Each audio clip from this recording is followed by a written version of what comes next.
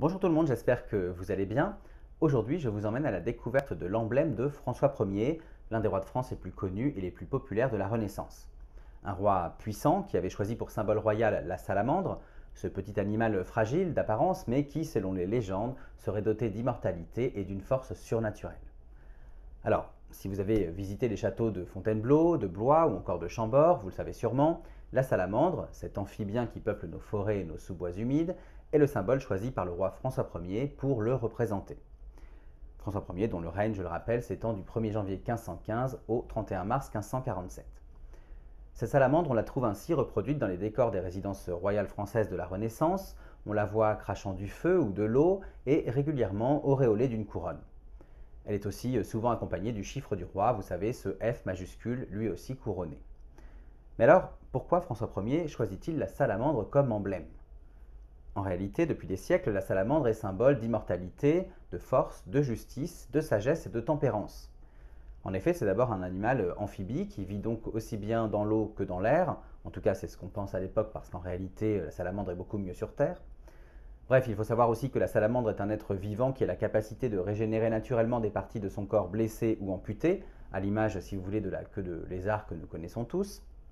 Et au bout du compte, aux yeux des hommes de l'époque, ces seules spécificités inexpliquées suffisaient à faire de la salamandre un être surnaturel. Par ailleurs, on raconte aussi que la salamandre résisterait aux flammes. Alors, cette légende s'appuie en réalité sur des faits bien réels. En effet, l'hiver, les salamandres peuvent hiberner dans des souches d'arbres humides. Or, ce bois se retrouvait régulièrement dans les cheminées des maisons et avec lui parfois les malheureuses salamandres. Sentant la chaleur, celles-ci sautaient alors hors de l'âtre et protégées par leur peau humide, mais surtout par la substance visqueuse et vénéneuse qu'elles sécrètent pour se défendre des prédateurs, eh bien, ces salamandres semblaient sortir du feu sans se brûler, laissant supposer leur caractère magique. Sachez aussi qu'on disait que ces salamandres pouvaient elles-mêmes cracher du feu et s'en nourrir. Quoi qu'il en soit, vous comprenez donc pourquoi le roi François Ier a choisi comme symbole cette salamandre quasi immortelle. Dans les représentations que l'on en voit dans les châteaux royaux, la salamandre est souvent surmontée d'une couronne et elle est accompagnée de la devise Nutrisco et extinguo. Cette devise signifie littéralement je me nourris, sous-entendu du bon feu, et j'éteins, sous-entendu le mauvais feu. La salamandre est ainsi représentée soit crachant des gouttes d'eau pour éteindre le mauvais feu donc, soit en avalant les flammes, ici donc le bon feu, pour s'en nourrir et répandre la justice sur le royaume de France.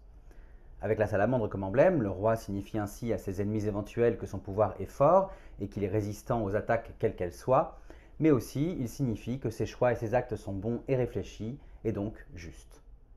Voilà, j'espère que cette anecdote vous a plu. Pour en savoir plus, je vous invite à vous rendre sur mon blog, lecarnedigore.fr, pour retrouver cette anecdote dans mon article illustré. Quoi qu'il en soit, pensez à repérer les salamandres qui ornent les châteaux de François Ier si vous les visitez, notamment en Vallée de la Loire ou encore à Fontainebleau. N'hésitez pas aussi à vous balader sur mon blog pour découvrir d'autres anecdotes et d'autres visites de milieux historiques et culturels favoris, toujours dans les articles et les podcasts dédiés. Vous pouvez aussi me suivre sur Facebook, Instagram, YouTube et TikTok pour retrouver toutes mes anecdotes et mes actualités en photo et en vidéo. Et je vous dis à très bientôt pour d'autres aventures, d'autres anecdotes et d'autres visites.